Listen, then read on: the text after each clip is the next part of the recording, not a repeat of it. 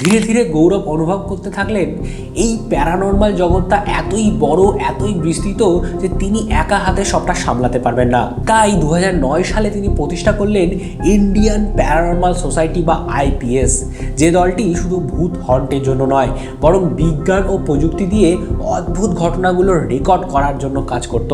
তারা বিশ্বাস করত ভূত প্রেতের গল্পগুলো শুধু ভয় দেখানোর জন্য নয়, কিছু ক্ষেত্রে বাস্তব এবং সেগুলিকে বৈজ্ঞানিক পদ্ধতি দিয়ে বিশ্লেষণ করা সম্ভব। তাই তারা কাজ শুরু করলো একটা পদ্ধতিগত রুটিনে। EMF meter, digital thermometer, infrared camera, forensic recorder এবং অডিও ফিড এইসব ব্যবহার করে তারা ঘটনার সাথে যুক্ত পরিবেশের পরিবর্তনকে নথিভুক্ত করতেন। তাদের কাজ ছিল ব্যাপকভাবে বিস্তৃত।